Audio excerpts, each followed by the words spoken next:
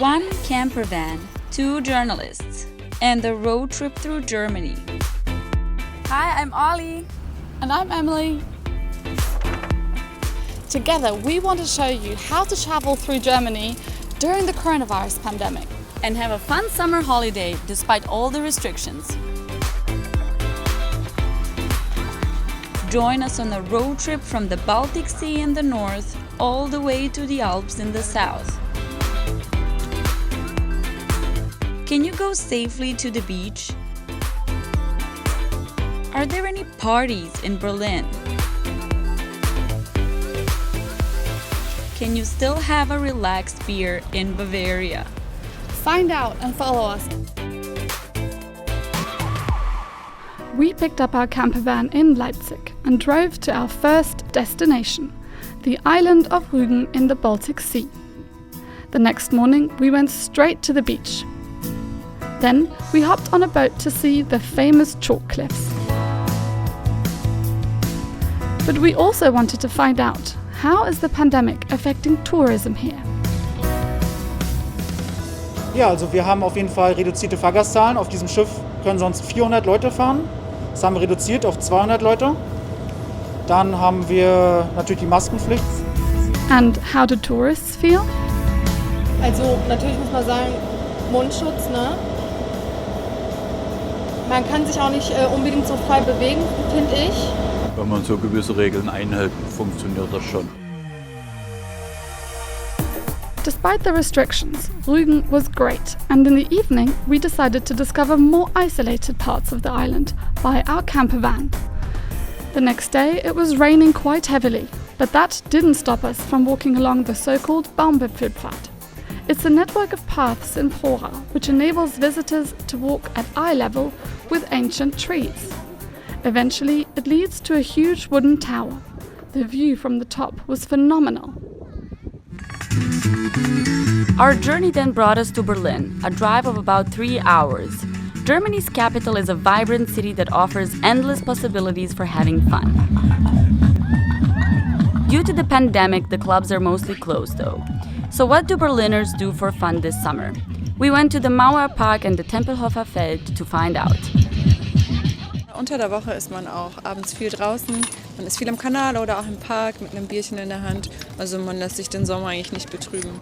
I guess people are just finding sort of new ways of having fun, and this mostly includes being outside. Being outside has also other advantages than just protecting yourself against the virus. You can also discover a lot.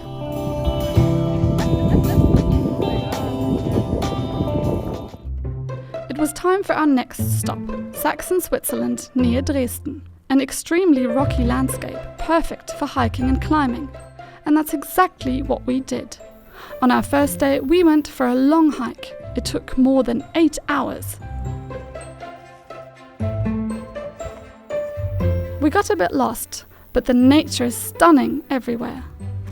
Hiking is a good way to holiday with social distancing, and we enjoyed it very much.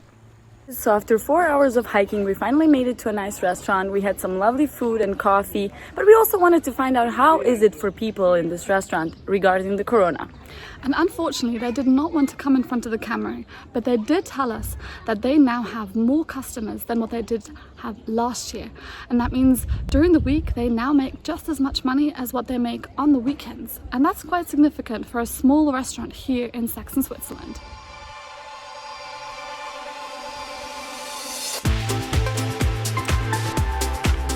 The next day we conquered the rocks, despite our fear of heights. What an adventure! We booked a beginner workshop that took around 5 hours. Our trainer band encouraged us a lot, and the fact that even elderly people can safely climb impressed us a lot.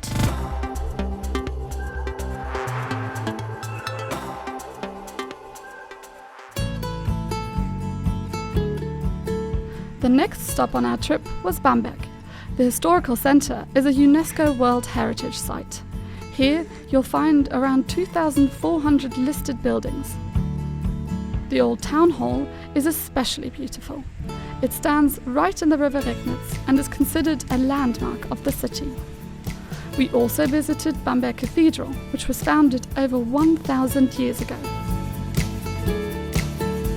The good thing about Bamberg is all sites are within walking distance and very worth seeing.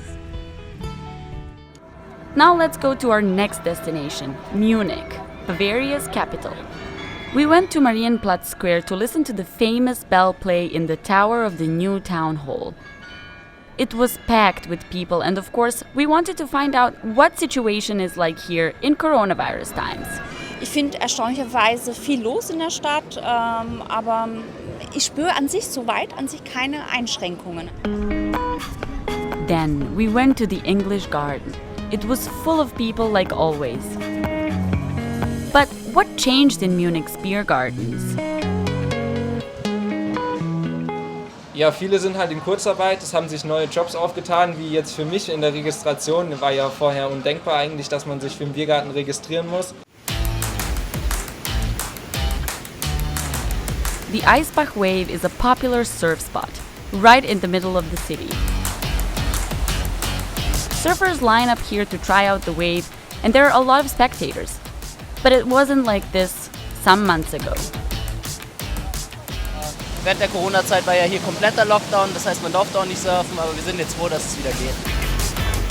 The Eisbach Wave is only for advanced surfers, but there is also an easier one not far away.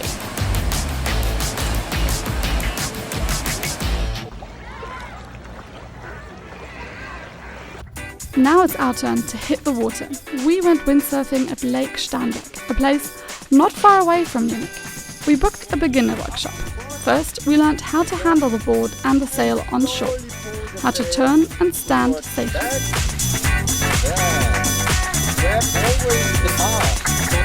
Then we jumped into our wetsuits and the fun could begin. We pulled our boards into the water and had a first go. It was more difficult than we thought, but a great experience. At Lake Starnberg, you have crystal clear water and a fantastic panorama. And also here, no problem with social distancing.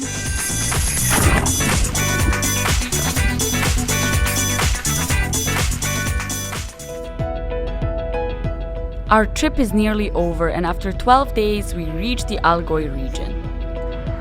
We made it to the Alps! The region here is unbelievably beautiful, and you have to stand in line for half an hour to get that view of Neuschwanstein Castle. Here, we finally met some foreign tourists. Before, we only ever saw holidaymakers from Germany. It's been pretty fine. It's been a great experience. We actually have been in Munich for a few days, and then we've traveled all the way to here just to see the castle. Probably the spots with fewer tourists are nicer, maybe, but of course you've got this beautiful castle here, and I understand that everyone wants to see it, and so do we. The Allgäu region was the end of our road trip, and we headed back to Berlin.